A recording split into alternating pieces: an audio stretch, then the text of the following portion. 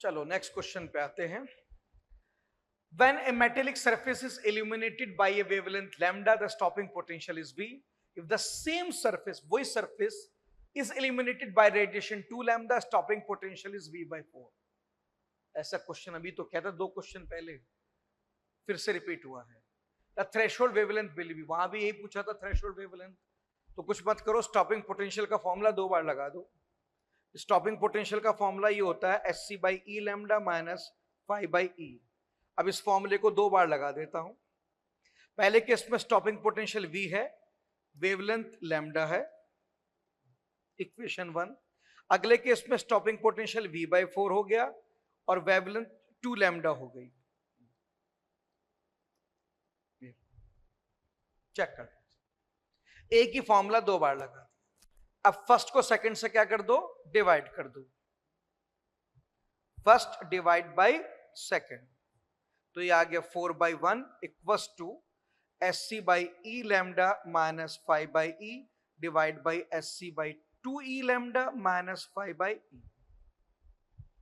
एक ही फॉर्मूला 2 बार लगाया और डिवाइड कर दिया।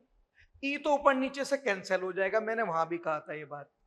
बाकी बचा टर्म इधर मल्टीप्लाई कर दो तो ये आ जाएगा 4HC by lambda minus 4 5 equals to SC by lambda minus 5। E नहीं लिखा मैंने, ई ऊपर नीचे से कैंसिल हो जाएगा, ठीक है। अब SC बाई लैम्डा को उधर ले जाओ, 4 5 को उधर ले जाओ, तो ये आ जाएगा आपका 3HC by lambda equals to 3 5। Check कर लो, सॉरी शायद ये 2 आएगा। ये जब ये इधर मल्टीप्लाई होगा बेटे, ये इधर, तो ये 4 से 2 कैंसिल हो गए, 2 बचेगा यहाँ पर, ये ठीक। तो अभी आ जाएगा, तो यहाँ से 5 देख लो कितना आ गया बेटे, 5 आ गया HC बाई 3 लैम्डा। क्या निकल गया, वर्क फंक्शन निकल गया। उसने क्या पूछा है, थ्रेशोल्ड वेवलेंथ। तो बताया था वर्क फंक्शन को आप HC बाई लैम्डा नॉट लिख सकते हैं, इसमें लैम्डा नॉट क्या होता है, थ्रेशोल्ड वेवलेंथ होती है। तो लैम्डा नॉट आ गया 3 लैम्डा, ये थ्रेशोल्ड वेवलेंथ आ गई। चेक कर लीजिए, कोई आंसर है? ये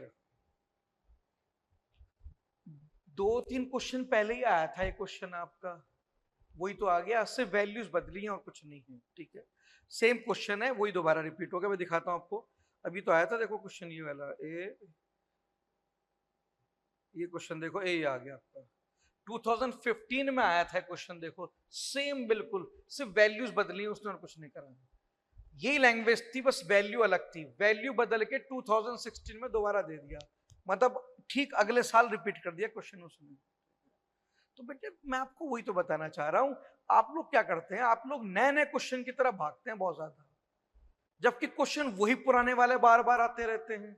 आपको पता नहीं क्या प्रॉब्लम है, मतलब आपकी अजीब सिचुएशन ये है कि जिस एग्जाम की आप तैयारी कर रहे हैं आप उसको नहीं देखना चाहते, आप उन चीजों को देखना चाहते हो जिसकी आप तैयारी ही नहीं कर रहे हैं। ऐसे क्वेश्चन जो कहीं नहीं आए आप उन्हें करना चाहते हो। ऐसे क्यों करना चाहते हो, जो आ चुके उनको करो ना पहले। वही बार बार आते हैं, 3-3 4-4 बार वही रिपीट हो रहे हैं, आप उन्हें करके चले जाओ, पेपर आराम से हो जाएगा। आपको पता नहीं क्या बीमारी है, आप पता ना कहां कहां भागते रहते हो आप लोग, ठीक है। कहां कहां भागना तब होता है जब आदमी के ये सब रट जाए, वो ये कैसा मैंने कर लिए सब रट गए मुझे, तब हम कहते हैं भाई चलो अब एक्स्ट्रा कर लो। अरे तुमने तो भी यही नहीं किया, तुम एक्स्ट्रा क्यों कर रहे हो, ठीक है। आप देखो एक एक क्वेश्चन, आप देख लो, मैं मॉडर्न फिजिक्स करा रहा हूं, एक एक क्वेश्चन कितनी कितनी बार रिपीट हो रहा है, 3-3 4-4 बार रिपीट हो रहा है, कई बार तो वैल्यूज भी नहीं बदलता, सेम दे देता है। An electron of mass m and photon have same energy. The ratio of de Broglie wavelength associated with them is, ये क्वेश्चन पहले भी आ चुका है आपका। एक इलेक्ट्रॉन है एक फोटोन है, दोनों की एनर्जी सेम है, उनकी क्या चाहिए मुझे, वेवलेंथ का रेशियो चाहिए। ये मैंने आपको पिछले क्वेश्चनों में भी कराया, आप जाके देखना, ये रिपीट हुआ है क्वेश्चन। चलो फिर करते हैं, डी ब्रॉगली वेवलेंथ की लैम्डा ई निकालते हैं, h upon under root 2m e। कई फॉर्मूले हैं डी ब्रॉगली के, मैंने ये वाला लगाया h upon under root 2m k, फिर के काइनेटिक एनर्जी होती है, वो कितनी दी है, ई दी है। और फोटोन की एनर्जी का फॉर्मूला आपको पता ही है क्या होता है, hc अपॉन ई होता है। क्या चाहिए, बस रेशियो चाहिए इनका, डिवाइड कर दो और क्या करना है इनका। तो डिवाइड करो तो ये आ जाएगा आपका एच से एच तो कैंसिल ही हो जाएगा,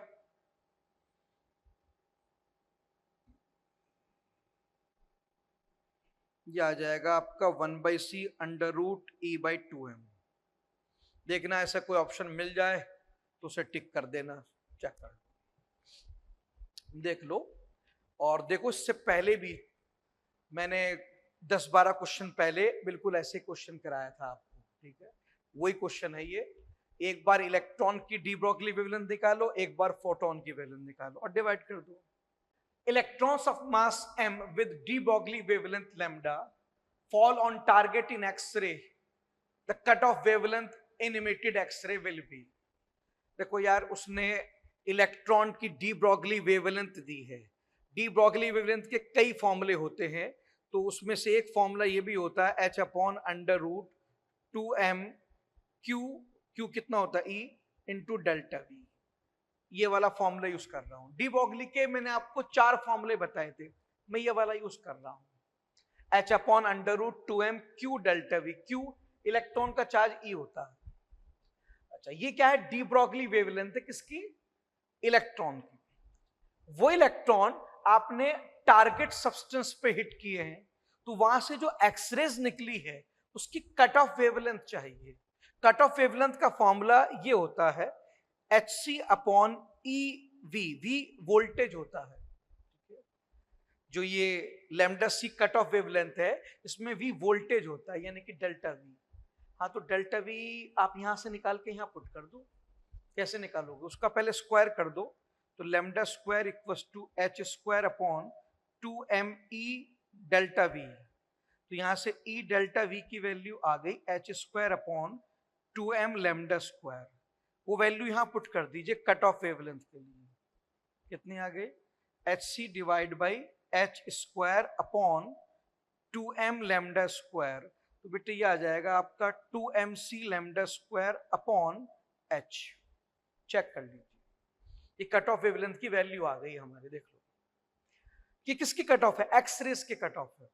ये किसकी है, ये तो डी ब्रॉगली वेवलेंथ है, अलग अलग है। देखो इलेक्ट्रॉन जो मूव कर रहे हैं उसकी डी ब्रॉगली वेवलेंथ लैम्डा, ये उस वेव की वेवलेंथ है जो इलेक्ट्रॉन के साथ एसोसिएटेड है। और कट ऑफ वेवलेंथ की तो एक्स रेज की होती है ना बेटे। बस प्रॉब्लम ये थी, देखो उसने डी ब्रॉगली वेवलेंथ दी थी और कट ऑफ पूछी थी। अब कट ऑफ को निकालने के लिए वोल्टेज चाहिए होते हैं, वो वोल्टेज मुझे नहीं पता, लेकिन मुझे डी ब्रॉगली वेवलेंथ पता है, तो वहां से वोल्टेज निकल जाएंगे। तो वहां से वोल्टेज निकाल के यहां पुट कर दो, खत्म। अब देखो कोई आंसर आता हो तो देख लो, कोई आंसर मैच कर रहा हो तो टिक कर देना उसको। कौन सा आएगा, सी आ जाएगा, चेक कर लीजिए। आंखें खोल के देखो, बहुत से लोग कहते हैं सर एक्सरेज नीट के सिलेबस में नहीं है, पता ना कहां से थ्योरी निकाल ली है। बहुत से लोग कहते हैं एक्सरेज क्या जरूरत है एक्स पढ़ा की, एक्सरेज नीट के सिलेबस में नहीं है। बहुत से बच्चे क्लास के बाद आते हैं, क्यों पढ़ाते हो आप, आंखें खोल के देखो, एक्सरेज सिलेबस में नहीं, किसने कहा सिलेबस में नहीं। और कुछ लोग कहते हैं एनसीईआरटी में नहीं, ये भी झूठ है। आप एनसीईआरटी में जाके खोलिए रेडिएशन ड्वेल नेचर, उसमें एक्सरेज पूरा पैराग्राफ पढ़ाया गया उसमें। हाँ उसमें एक्सरेज डिटेल में नहीं पढ़ाया, तो नीट एनसीईआरटी डिटेल में पढ़ाता किसको है भाई। पूरी एनसीईआरटी में आप देख लो हर चीज का इंट्रोडक्शन ही होता है उसके अंदर, डिटेल में तो कुछ भी नहीं पढ़ाता। ऐसे तो सब कुछ सिलेबस से बाहर हो जाएगा। अरे भाई उसने एक्सरेज पढ़ा दिया, अब रही बात के साथ डिटेल में नहीं पढ़ा, तो डिटेल में तो कुछ भी नहीं पढ़ाता है, ऐसे तो हर चीज सिलेबस से बाहर कर दोगे आप। नेक्स्ट क्वेश्चन देखते हैं। When the light of frequency 2 mu naught is incident on a plate, the maximum velocity is v1. When the frequency of incident radiation is increased to 5 mu naught, the maximum velocity is v2. ये mu naught क्या होता है, threshold frequency. The ratio of v1 by v2 is, देखो जब light किसी metallic surface पे डाली जाती है तो उसमें से जो इलेक्ट्रॉन निकलते हैं उसकी मैक्सिमम काइनेटिक एनर्जी का फॉर्मूला ये होता है, ये वाला, ठीक। के मैक्स को मैं हाफ एम वी मैक्स का होल स्क्वायर लिख सकता हूं। सी बाई लेमडा को मैं फ्रीक्वेंसी लिख सकता हूं और वर्क फंक्शन को मैं एच एफ नॉट लिख सकता हूं, where f nought is threshold frequency. इसने न्यू नॉट का है, मैंने एफ नॉट, मर्जी है, सिंबल बदल सकते हैं। तो जब कोई लाइट किसी मेटेलिक सरफेस पर डाली जाती है तो उसमें से जो इलेक्ट्रॉन निकलते हैं उसकी मैक्सिमम काइनेटिक एनर्जी इतनी आती है, वो मैंने लिख दी है, ठीक है। अब यहां से देख लीजिए, हाफ एम वी मैक्स, पहले केस में वी मैक्स कितना है, V1। एफ, ये एफ क्या होता है, फ्रीक्वेंसी ऑफ लाइट, पहले केस में फ्रीक्वेंसी कितनी है, 2 new not.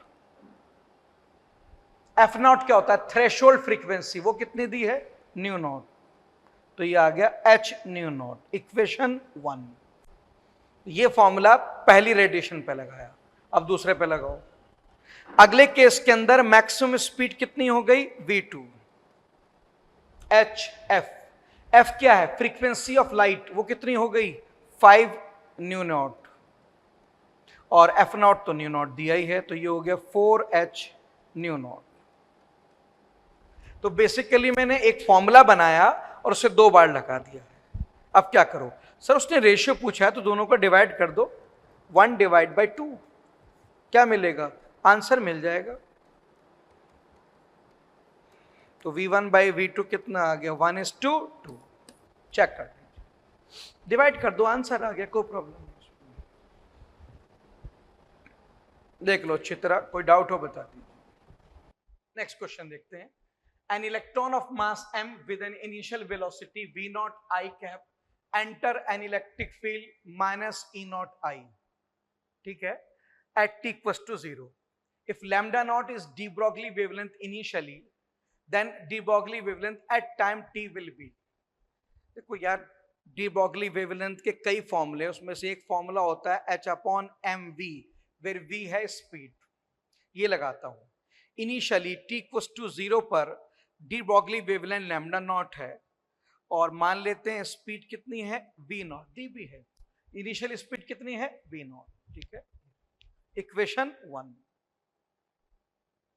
At time t कितना हो जाएगा, सर एट टाइम t ये हो जाएगा लैम्डा और स्पीड बदल के हो जाएगी v, इक्वेशन 2।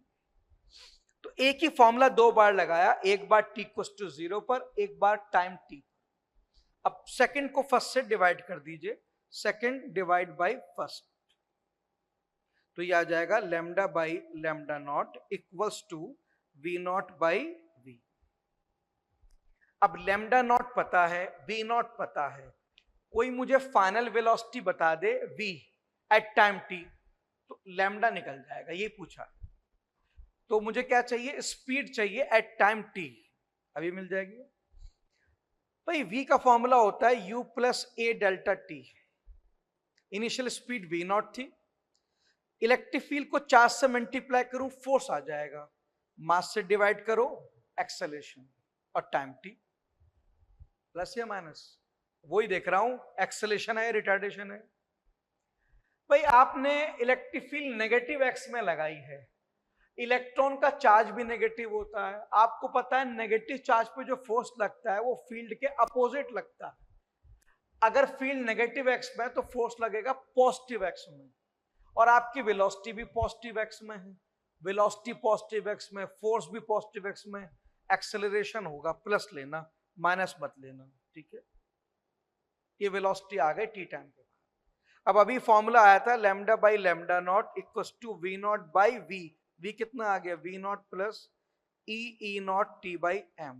बेटे यहां से लैम्डा आ गया v nought lambda nought divide by v nought plus e nought t by m, जिसे मैं ऐसे भी लिख सकता हूं, डिपेंड करता है मैं कैसे लिखना चाहता हूं। v नॉट ऊपर नीचे से डिवाइड कर दिया तो ऐसे भी लिख सकता हूं। यह है final de Broglie wavelength at time T.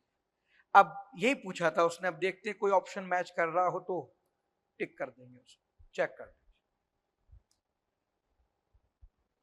देख लो अच्छी तरह से, कोई प्रॉब्लम हो बता।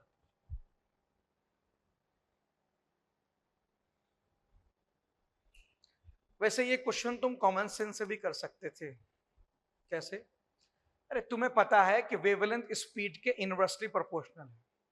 अगर स्पीड बढ़ी है तो वेवलेंथ घट गई होगी, स्पीड घटी है तो वेवलेंथ बढ़ गई होगी।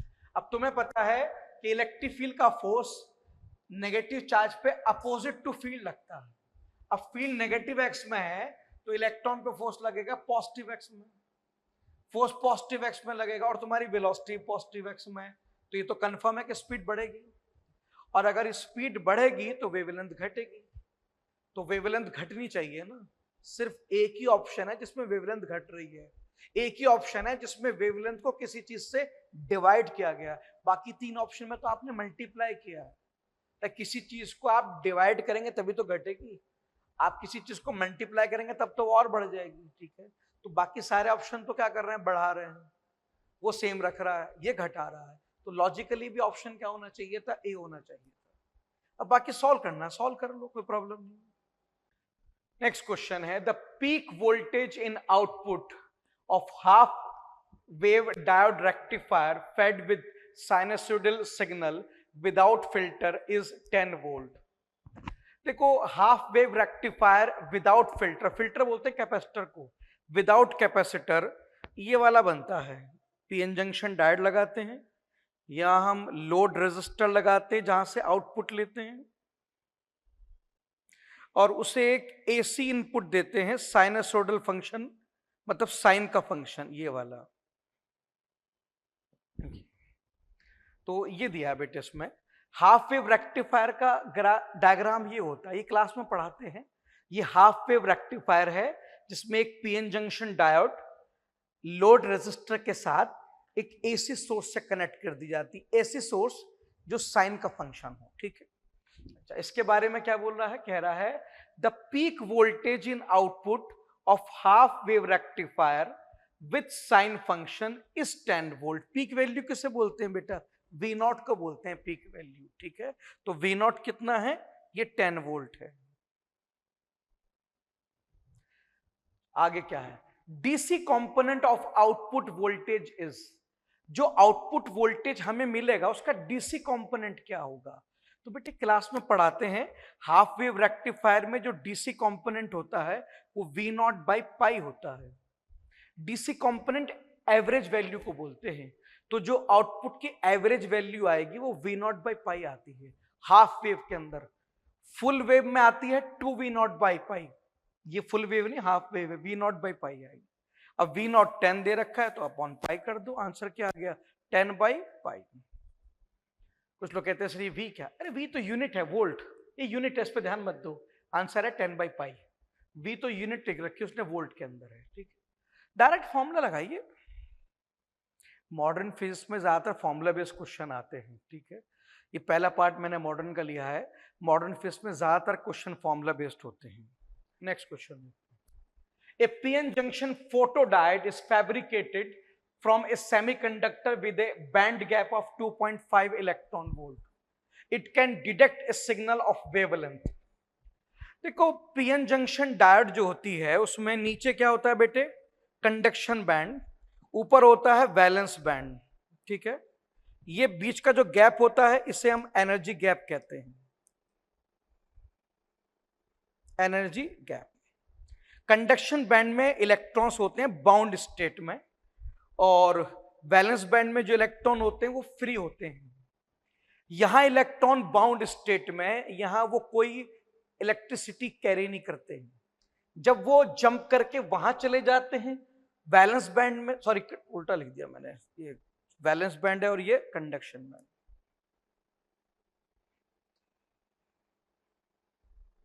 मैं दोबारा कर देता हूं,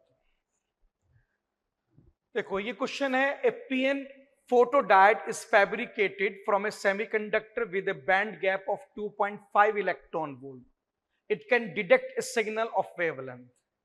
देखो किसी भी पीएन जंक्शन डायोड में दो एनर्जी बैंड होते हैं, नीचे वाला वैलेंस बैंड होता है जिसमें इलेक्ट्रॉन बाउंड स्टेट में होते हैं और कोई इलेक्ट्रिसिटी कंडक्ट नहीं करते, और ऊपर वाला कंडक्शन बैंड होता है जहां इलेक्ट्रॉन फ्री स्टेट में होते हैं, इजिली इलेक्ट्रिसिटी कंडक्ट करते हैं।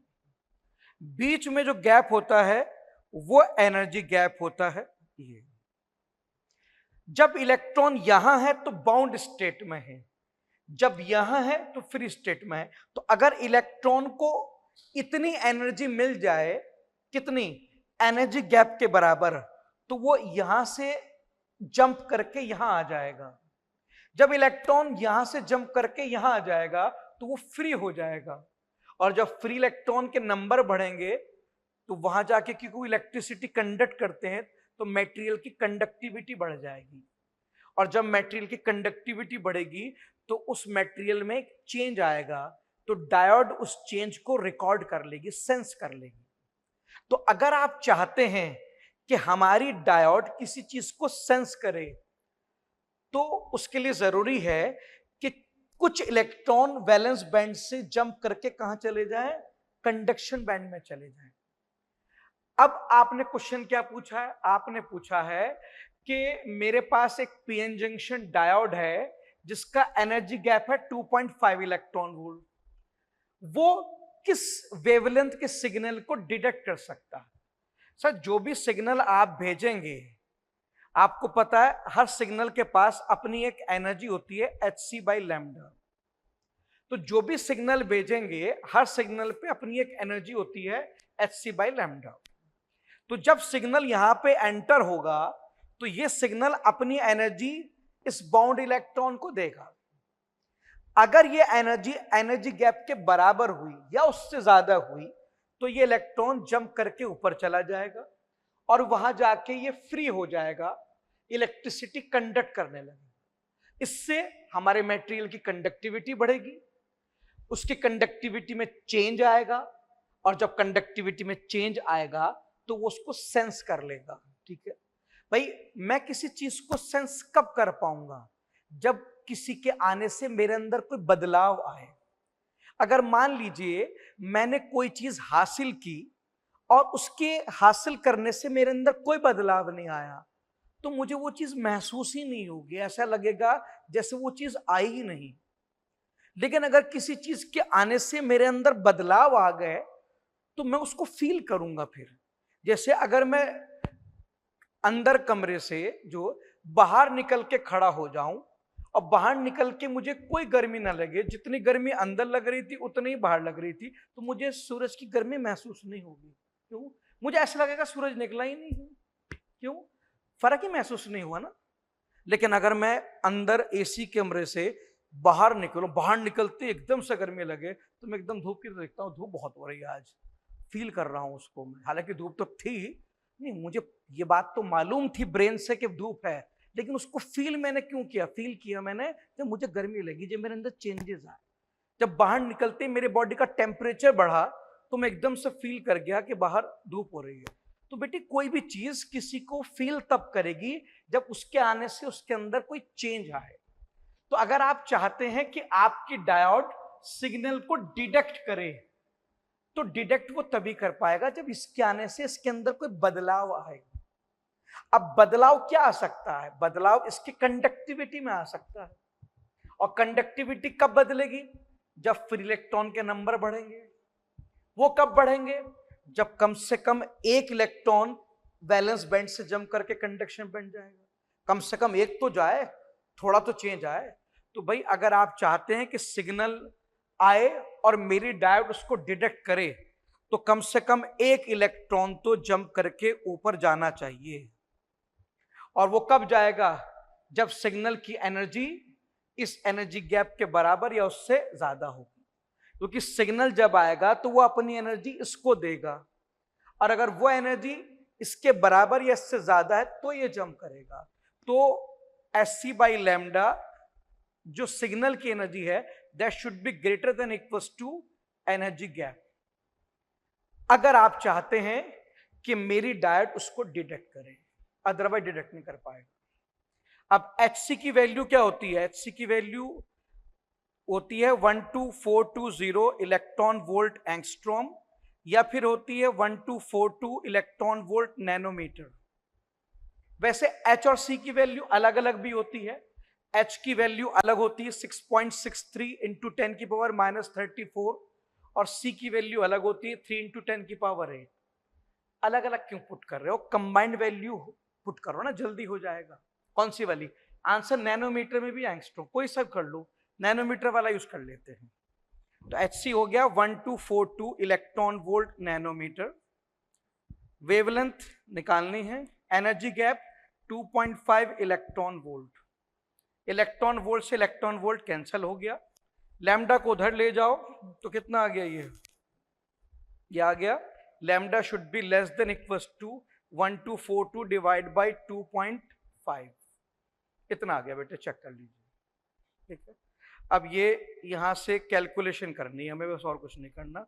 12420 बाई 25, अब ये 5 से कैंसिल हो जाएगा, 2 4 8 4 कैंसिल हो जाएगा, और फिर 5 से फर्दर कैंसिल कर दो से, तो कितना हो जाएगा? ये 4 9 6.8, तो lambda should be less than equals to 496.8 nanometre. अब देखना इसके आसपास कोई ऑप्शन मिलता हो तो हमारी डायोड सिग्नल को सेंस कब करेगी? जब वेवलेंथ इतनी होगी या इससे कम, कम वाले भी सही होंगे। तो जरा देखना कोई ऑप्शन है इतना हो या इससे कम हो। नैनोमीटर में देखो, इसको एंगस्ट्रॉम में भी कन्वर्ट कर देते हैं। एंगस्ट्रॉम में क्या लिख सकते हैं? इसे 10 से मल्टीप्लाई कर दो, 1968 एंगस्ट्रॉम। तो नैनोमीटर में यह है, एंगस्ट्रॉम में यह है। तो अगर वेवलेंथ इतनी हो जाए, ये इससे कम हो जाए तो चल जाएगा। देखो इतना मिल जाए, ये इससे कम मिल जाए, 4000 नैनोमीटर है, 4000 एंगस्ट्रॉम है, वो उससे कम है, हाँ तो उसको टिक कर देता हूं। बाकी सब तो इससे ज्यादा है ना, 6000 उससे ज्यादा है, नहीं ज्यादा नहीं चाहिए, उतना या उससे कम चाहिए। 6000 नैनोमीटर का मतलब होता है 60,000 एंगस्ट्रॉम, वो तो बहुत ज्यादा हो गया। 4000 नैनोमीटर का मतलब होता है 40,000 एंगस्ट्रॉम, उतना या उससे कम चाहिए हमें, वो चेक कर लीजिए सही से। कोई डाउट हो तो मुझे बता दीजिए। कंसेप्ट देख लीजिए, कैलकुलेशन तो आप खुद भी कर सकते हैं। अब इस चीज को याद रखना, कोई भी डायोड किसी सिग्नल को डिटेक्ट तभी करेगा जब सिग्नल की एनर्जी गैप के बराबर हो या उससे ज्यादा हो, ये कंडीशन याद रखना। ये अब बाकी कैलकुलेशन तो आप खुद भी कर सकते हैं, इसमें किसी टीचर की जरूरत नहीं, वो आप खुद करके देख लो कैलकुलेशन कितना आता है। ठीक है, चेक कर लो बेटा, कोई डाउट हो तो मुझे बता दीजिए।